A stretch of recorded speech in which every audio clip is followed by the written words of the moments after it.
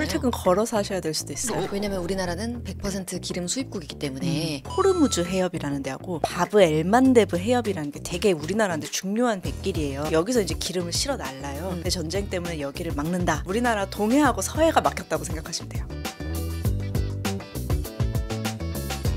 어하 한번 해주세요. 어하 여러분들 반갑습니다. 조금 조금 익숙해졌다. 자, 근데 오늘 뉴스, 오늘의 주제는 반갑게 어하하기에는 조금 어려운 뉴스죠. 자, 앞서서 코스피 3천 오늘 갈까 말까 이런 얘기를 했는데 코스피 굉장히 대선 이후로 빠르게 오르고 있습니다. 정말 그 차트가 아름다워요. 이런 우상향 그래프가 또 없을 정도로 굉장히 아름답고 국내 주식 투자하시는 분들도 굉장히 즐거웠는데 주말이 다가오면서 국제 정세가 불안정해졌습니다. 미국과 이란이 6번째 핵 협상을 앞두고 있던 금요일 이른 아침에 이스라엘이 이란의 핵 처리 시설을 공습으로 파괴시켰어요. 트럼프 대통령은 어제였나요? 그 G7에서 중간에 귀국한. 네네, 맞아요. 그리고 속보도 계속 나오고 있고 당연히 국내 증시에도 영향을 주고 국제 정세가 이렇게 막 불확실해지고 험악해지고 문제가 많이 생기면 당연히 우리에게도 영향을 끼치기 마련입니다. 겨우 이제 안정을 찾아가는 것 같던 우리나라 경제 잠깐 꿈으로 잠깐 꽃밭이었던 것으로 지나갈까요? 어떻게 되는 건지 오늘 한번 살펴보도록 하겠습니다.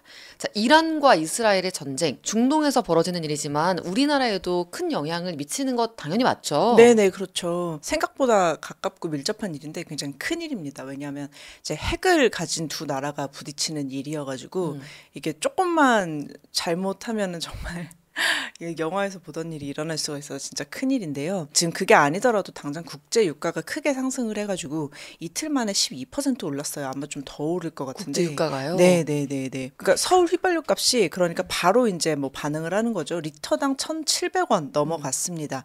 근데 2017년만 해도 리터당 1,200원이었는데 이것도 비싸다는 얘기 나오는 가격이었어요. 그렇죠. 1,200원이 비싸다는 얘기 나오는 네, 가격이었는데 조금 비싸다는 얘기 나오는 가격이었는데 지금 1,700원까지 넘었었습니다. 우리나라 원유 100% 수입을 하잖아요. 그래서 제가 늘 드는 예시인데 그 원유가 오르면 얼마나 이제 전반적으로 고루고루 물가가 오르냐면 고깃값이 올라요. 계란값도 고깃값이 오르고. 올라요? 네, 왜냐하면 살아있는 가축도 냉난방이 필요하고요. 아. 살아있지 않은 그 고기도 당연히 이제 냉난방이 필요하잖아요. 그렇죠. 네, 냉방이 필요하죠. 네, 그러니까 그만큼 이제 모든 게 오릅니다. 음. 그래서 이런 일이 벌어지면은 1970년대에 왔던 오일 쇼크가 또 올까봐 항상 걱정이 되는 거죠. 이때 오일 쇼크가 얼마나 큰 일이었는지 우리 다 알잖아요. 유럽이나 미국의 천국 같았던 어떤 복지국가 이거 오일 쇼크 때문에 끝났거든요. 그렇죠. 우리나라도 그래서 국제유가 오르면 항상 오일 쇼크 반복되나 그쵸. 오일 쇼크 악몽 그렇죠. 드리워 이런 식으로. 우리나라 경제가 얼마나 큰 영향을 미쳤었냐면 군사 정권 때 그 반공 이거 굉장히 좀 컸잖아요. 익숙하잖아요. 근데 공산주의를 그렇게 싫어하던 박정희 정부가 오일 쇼크를 끝내기 위해서 공식적으로 미국을 비난하는 성명을 냈을 정도. 네. 그렇게 미국 미국을 중동에서 찬양하던. 나와라. 네, 이렇게. 그리고 이제 또 하나 중요한 게 있어요. 네. 물류가 되게 중요한데 우리는 그러니까 원유를 수입해서 상품을 만들어가지고 수출을 해서 먹고 살잖아요. 그렇죠. 근데 이제 그 홍해하고 대서양을 연결하는 중동의 호르무즈 해협이라는 데하고 바브 엘만데브 해협이라는 게 되게 우리나라한테 중요한 백길이에요. 수출하고 수입하는데 중요한 백길이에요. 네. 원유도 또 여기 되게 많이 지나가거든요. 여기서 이제 기름을 실어 날라요. 근데 이란이 여기를 막겠다고 했어요. 이란 앞바다거든요. 호르무즈 해협이. 근데 전쟁 때문에 여기를 막는다. 배가 못 간다. 우리는 수입 수출을 못 한다. 이렇게 되는 거기 때문에 중동에서 벌어지는 일이 어떻게 보면 우리나라 경제에는 굉장히 가깝고 밀접한 일일 수 있습니다. 왜냐면 우리나라는 100% 기름 수입국이기 때문에 사실 당장 석유로 뭔가 만드는 뭐 화학 쪽은 뭐 네. 그건 너무 당연한 거고 그 외에도 우리가 생각보다 일상적으로 지금 뭐 에어컨 틀고 그리고 뭐 아침에 출근할 때 택시 타고 버스 타고 막 이렇게 할 때도 모든 것들이 기름이 드는 거잖아요. 출퇴근 걸어서 하셔야 될 수도 있어요. 그렇죠.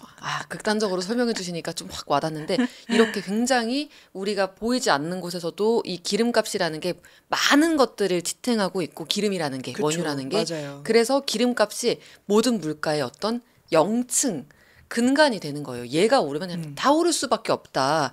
그리고 아까 해협 얘기를 하셨는데 해협은 말하자면 이제 되게 중요한 심장 근처에 있는 네. 그런 혈관 같은 느낌이어가지고 그쵸. 여기 탁 막으면은 빠르게 사람이 힘들어질 수 있잖아요. 네. 그런 느낌으로 굉장히 우리에게 중요한 혈류 돈이 돌고 기름이 도는 백길이 막힐 수도 있다. 네, 그쵸? 그렇습니다. 이렇게 좀 정리를 해볼 수 있을 것 같고요. 그래서 공습 첫날에 우리나라 증시 포함해서 글로벌 증시가 이렇게 흔들렸었군요. 그때 제 계좌도 많이 울었었는데 우리나라 코스피도 새로운 정부 출범하고 나서 막 8%막 계속 오르다가 갑자기 하루 딱 꺾였던 게 그날 네네. 파급력을 걱정해서 그런 것 같아요. 맞아요. 그래서 중동에서 이제 분쟁이 일어났다는 뉴스 다음날 열흘 가까이 오르다가 2,900선이 깨졌었죠. 그날 한 2,894포인트 이 정도까지 떨어졌었는데 우리만 그런 게 아니라 글로벌 증시가 모두 떨어졌었습니다. 원유와 글로벌 물류는 정말 모두의 일이잖아요.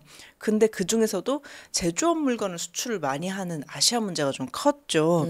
근데 그래도 코스피는 주말 이후에는 일단 선방하는 모습이에요.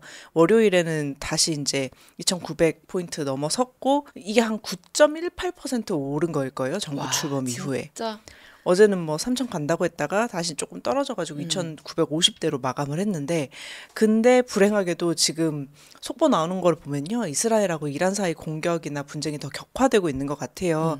미국도 좀 참전 뉘앙스를 풍기고 있고. 근데 와. 이란은 이 사태만 보자면 상당히 조금 억울해 보이기도 해요. 네. 왜냐하면 협상을 하고 있는 중에 그러니까 핵 협상을 하고 있는 중에 이 핵 때문에 뭐 이스라엘 공격을 했다 이런 얘기를 하거든요. 이것 때문에 협상을 하고 있는데 그 중에 공격을 받은 거예요. 그러니까 좀 이렇게까지 하는 생각이 좀 들기는 하죠. 네. 그렇죠. 그래서 저는 근본적으로 왜 갑자기라는 생각도 들고 물론 이 맥락을 다 알고 있던 분들은 아 이란하고 이스라엘 아직도 그러는구나 지금 격화됐구나라고 보실 수도 있겠지만 그래도 지금 이 뉴스를 처음 보시는 분들 입장에서는 이스라엘이 이란을 그래서 왜 공격한 거야? 하고 궁금할 수도 있잖아요. 네네. 그러니까 뭐 사실 중동에 국가가 여러 개 있는데 뭐 이스라엘이랑 싸웠다 그러면 사우디아라비아나 아랍에미레이트 이런 국가는 안 나오고 항상 이란이 좀 전쟁 뉴스에 나오거든요. 조금 배경 간단하게 설명을 드리면 1979년에 이란은 이슬람 혁명이라는 거를 했어요. 그래서 신정 체제입니다. 그러니까 재정일치 신정사회. 와, 네. 현대. 네. 근데 이 그 신정일치를 시킨 목적 중 하나가 팔레스타인 해방이에요. 우리나라로 치면 우리의 소원은 통일 약간 이런 거거든요. 근데 우리는 현실적으로 좀 못하잖아요. 뭐 어떻게 하겠어요. 현실성 약간 낮죠. 그렇죠. 근데 이제 이란은 그 팔레스타인 해방을 위해서 뭔가 이제 계속 하고 있었어요. 근데 사우디아라비아나 아랍에미레이트 같은 나라는 물론 이슬람 국가이지만 군주정, 왕정이에요. 그래서 이 나라들은 종교도 종교인데 그 왕가의 어떤 존속이 더 중요한 나라입니다. 그래서 나름 왕가를 위해서라면 모든 외교적인 협상을 할 수 있어요. 그래서 좀 평화로워요. 그냥 아예 세계관이 다르네요. 세계관이 조금 달라요. 같은 이슬람 국가이지만. 그래서 이란이랑은 또 이 사우디아라비아나 이런 데랑은 사이가 약간 안 좋기도 해요. 이란이 시아파고 뭐 사우디 쪽이 수니파인데 이슬람 안에서 종교 계파가 달라가지고 약간 사이가 안 좋아요. 근데 이제 그 사우디아라비아 이런 나라는 요새 이스라엘이랑 좀 화해 분위기예요. 그래서 이란이 조금 더 공격을 좀 하고 싶어 한 것도 있어요. 근데 이란이 어떻게 공격하냐? 이스라엘은 직접 공격을 했잖아요. 근데 이란은 보통 그렇게 안 하고 그 시리아나 예멘이 이제 그 국경 사이에 끼어 있어요. 그래서 들어보셨을 텐데 뭐 헤즈볼라, 하마스, 후티 반군 이런 이제 단체, 무장 단체를 이용해 가지고 대리 전쟁을 좀 하고 있었는데 지원하는 형식으로요. 네. 근데 지금 이스라엘이 약간 올해 가자지구에서도 그렇고 그런 단체를 조금 이제 전쟁을 해 가지고 많이 파괴시켰잖아요. 그래서 이란이 되게 좀 마음이 안 좋았고. 네. 그래서 이스라엘은 기왕 이렇게 된 김에 그 이거를 지원하고 있던 이란까지도 완전히 박살을 내겠다. 약간 이런 건데 이란이 지금 핵무기 개발을 거의 다 한 상태거든요. 근데 핵 협상을 들었었는데 미국하고 이게 협상이 좀 잘 안 될 것 같으니까 이스라엘 국내 정치 사정도 좀 있는 김에 그냥 질러버린 거예요. 냅다. 아, 냅다. 네. 그러니까 과격하게 지금 네. 입장을 취한 거긴 하네요. 네, 우리 이런 맥락이 있고 어차피 우리는 한번 붙어야 되는데 그냥 지금 다 부수겠다. 지금 결론을 내자. 좀 이렇게 나온 거예요. 그러면 시장이 그렇게 예상했던 움직임이 아니겠어요. 네. 이렇게까지 할 줄은 그쵸. 몰랐죠. 네. 그리고 아까 이제 호르무즈 해협 얘기도 나왔는데 네. 굉장히 우리나라 물류에서 중요한 정말 통로.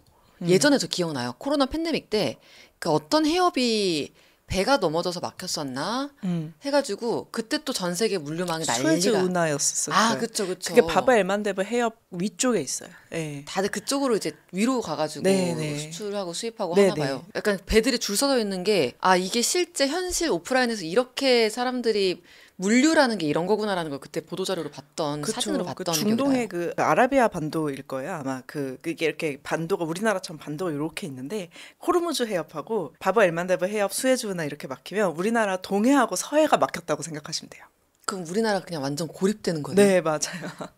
그 글로벌 공급망이 약간 장애가 생기고 뭔가 문제가 생겼다가 아니라 그냥 없어졌다라고. 없어졌어요. 네. 그래서 이란이 이 우리한테도 굉장히 중요한 호르무즈 해협을 봉쇄한다라는 얘기가 나왔다고 하셨는데 가능성이 있나요? 지금 글로벌 증시 반등하는 거 보면 해협 봉쇄는 일단은 안 할 것 같기는 해요.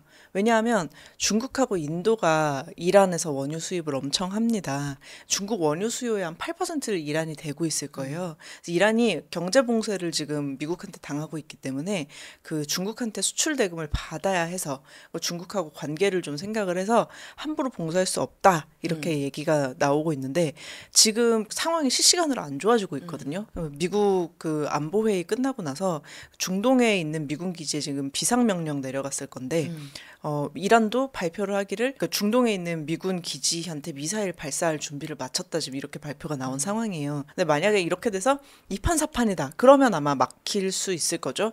그러면 아마 중국이 중동에 개입을 시작할 겁니다. 왜냐면 자기들이 경제를 굴리고 그냥 사람들이 먹고 사는데 그 되게 중요한 원유 수입이 끊기는 거니까요. 그렇기도 하고 원유를 어떤 통화로 결제를 하느냐가 기축통화 결정하는데 꽤 큰 역할을 해요.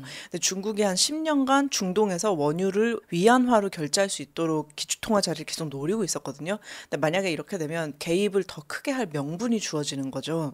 그래서 저는 미국하고 이스라엘이 이것까지 감당을 할 수 있을까 하는 생각은 좀 들기는 해요. 주체가 되게 다양해지잖아요. 중국까지 당사자로 끼워버리면 그러면 완전히 그냥 진짜 너무 진짜 계산이 안 전쟁 되는 네. 방향으로 가는 거예요.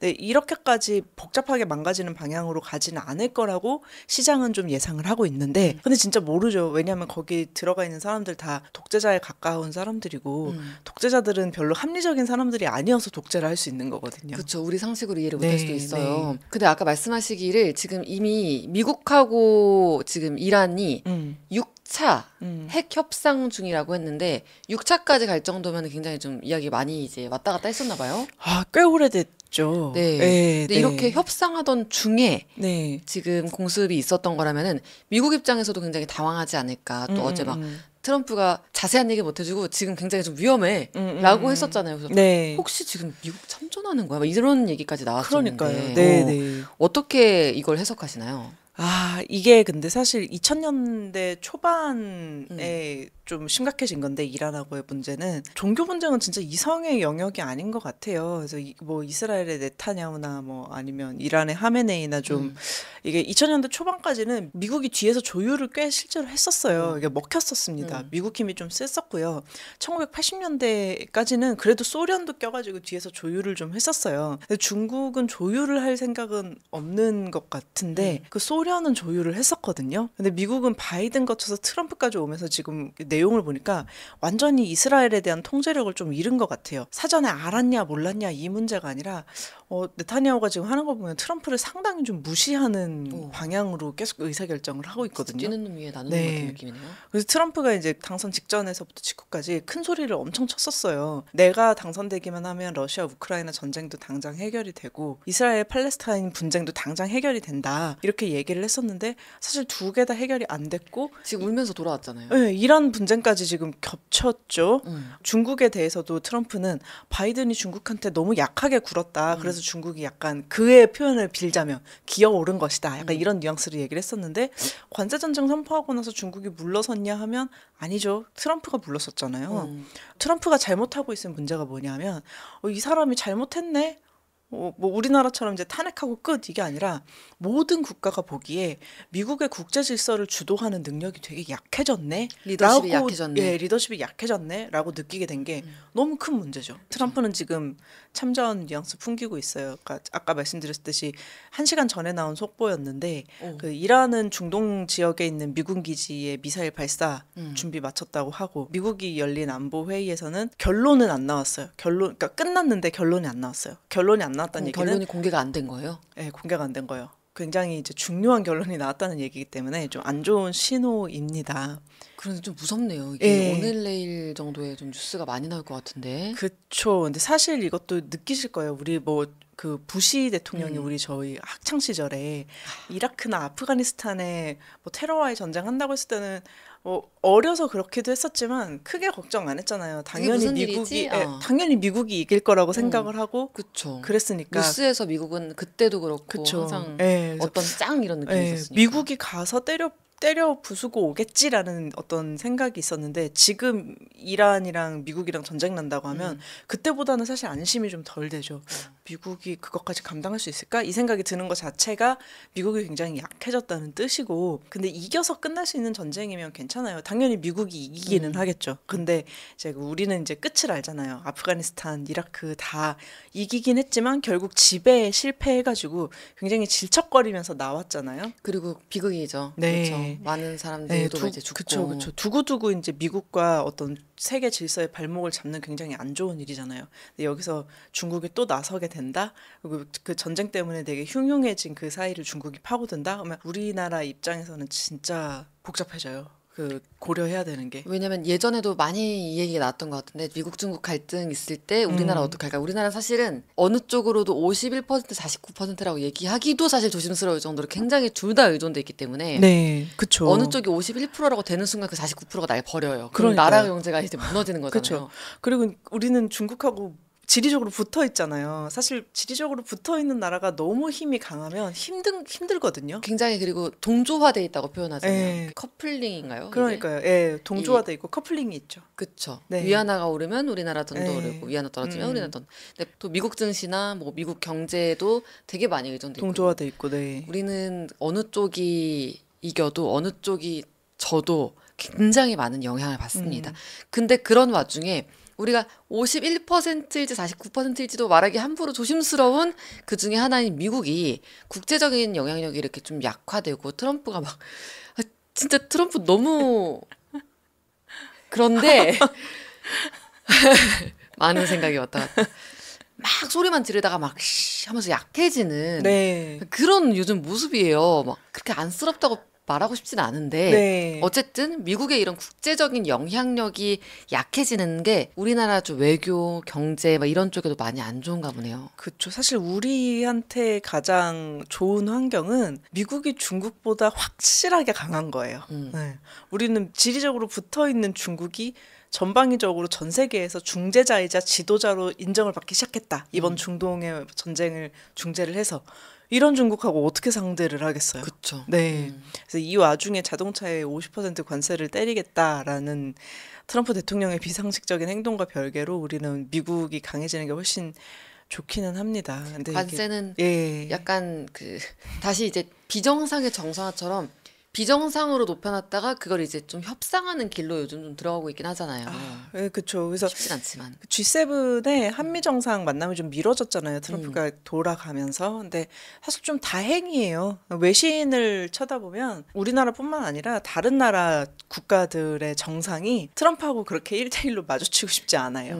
뭔가 트럼프랑 이야기를 하면 뜯어내려고 시도할 테니까. 그리고 네. 그 몇 번의 라운드를 거쳐가지고 협상을 하는 게 아니라 그 1대1 승부에서 한 번의 그 실수가 되게 큰 결과를 갖고 올 수 있는 그쵸. 굉장히 난이도가 높은 협상이잖아요. 지금 사실 치열하게 실무진이 협상을 하고 있을 거잖아요. 근데 트럼프하고 마주치는 게 왜 싫으냐면 다 엎어버릴 수 있어요? 네, 실무진하고 막 뭐 열흘 동안 밤을 새가지고 눈퀭해서 그럼 우리는 몇 %로 하자라고 거의 이제 뭐 합의점에 여기 사인만 도달했다라고 하시면 됩니다. 알고 있는데 갑자기 트럼프랑 만났더니 이거는 뭐 아는지 모르는지 모르겠지만 생각해 보니까 나 지금 50% 때려야 될 것 같아. 이렇게 확 나올까 봐. 그쵸. 예. 그 모든 게 물거품이 되고 네. 그럴 수 있으니까. 그리고 미국 내에서 시위가 좀 크게 있었잖아요. 그러니까 이제 그거를 좀 무마시키려면 또 트럼프 입장에서도 갑자기 이제 삥을 뜯어가지고 내가 이렇게까지 가져왔는데 너네 계속 시위할 거야? 이거를 해야 되니까 만약에 이번에 마주쳤으면 요구를 좀 많이 당했을 수도 있어요. 그럼 먼저 런한 게 어떻게 보면은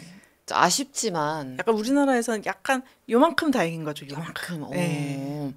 자, 그러면 이제 미국 중국 얘기를 해봤는데 우리 오늘 주제가 이란, 이스라엘 같은 중동 국가들이잖아요. 이제 이 중동 국가들과 우리나라가 어떻게 관계를 맺고 있는지 이런 것도 좀 궁금해졌어요. 어느 쪽에 조금 더 가까이 있다라고 음. 표현할 수 있는지 또는 가까이 있다고 표현하는 게 어느 쪽에 좀 유리한지 이런 것들도 궁금합니다. 여기서는 어떤 스탠스가 필요한지. 근데 뭐 그렇죠. 우리가 이스라엘하고 친한 거는 그 이스라엘 자체하고 친하기보다는 그냥 우리가 미국 편이라는 어떤 명분 같은 거예요. 그래서 지금 이렇게까지 되면 당연히 이스라엘 편을 들 수밖에 없고 이번 G7에서도 이스라엘 편드는 성명 나왔잖아요. 그러니까 여기서 벗어날 수는 없지만 큰 프레임에서는. 네, 근데 이제 경제적으로 보면은 우리 중동하고 훨씬 가깝죠. 그러니까 중동 전체하고 이스라엘, 한국과 비교하는 건 좀 무리고 이란하고만 좀 볼게요. 이스라엘하고 비교도 안 되게 이란하고 가까웠습니다. 한 15년 전까지. 테헤란로 네네, 이런 그렇죠. 거 만들 때요. 그렇죠.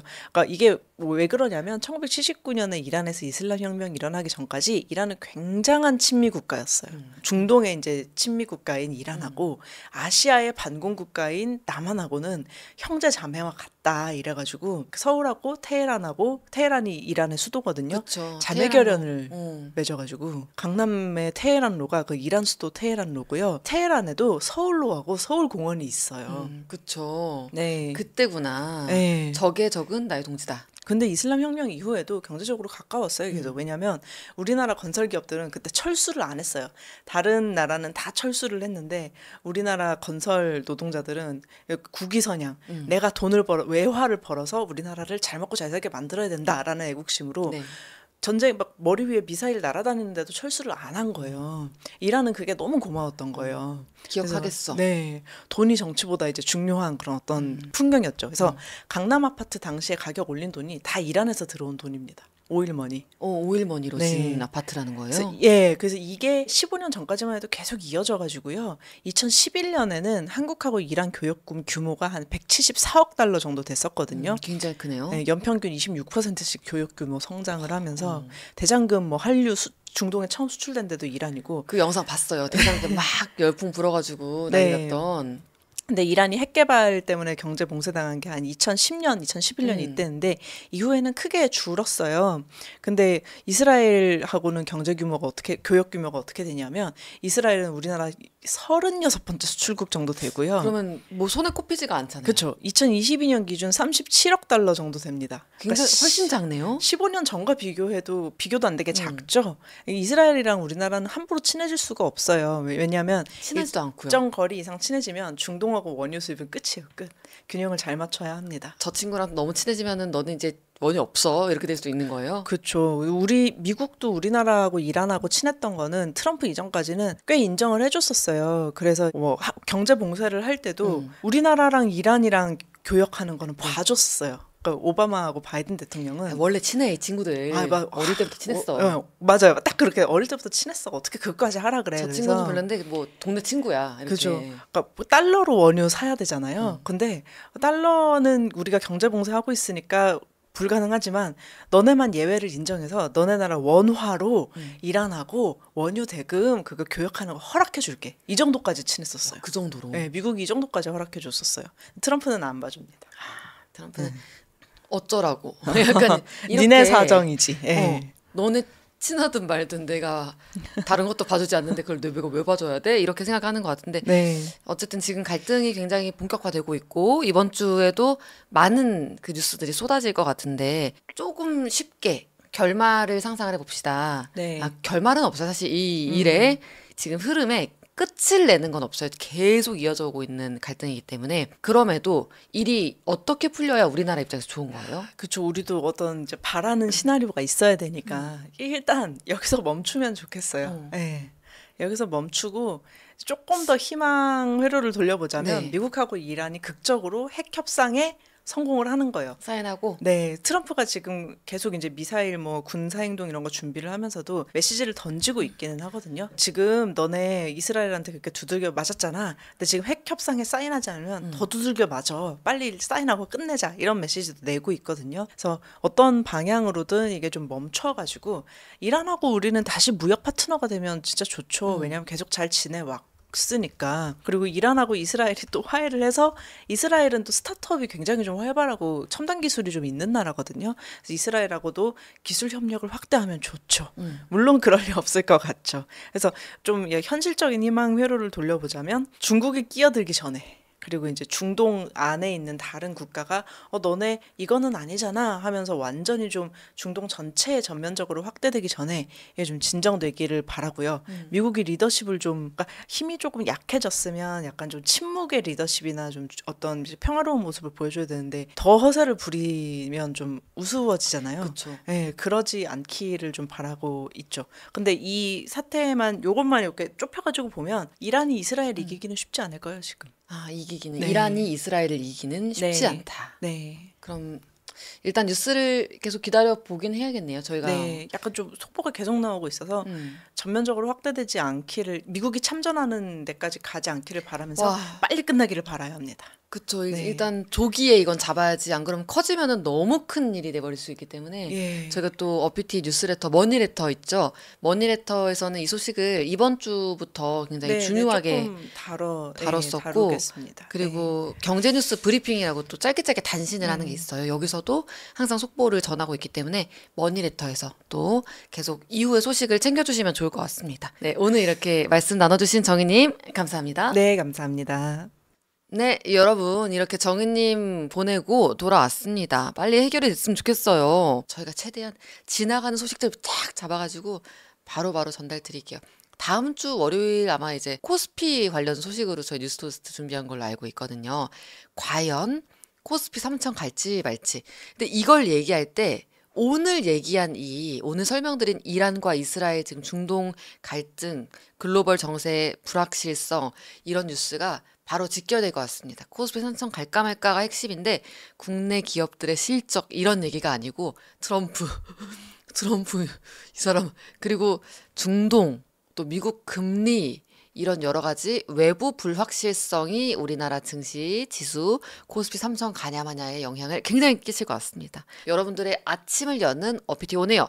월수목 아침 7시 40분마다 라이브로 돌아오도록 하겠습니다. 여러분들 오늘도 화이팅이고요. 내일 아침 7시 40분에 건강한 모습으로 같이 인사해요. 어바 사랑합니다.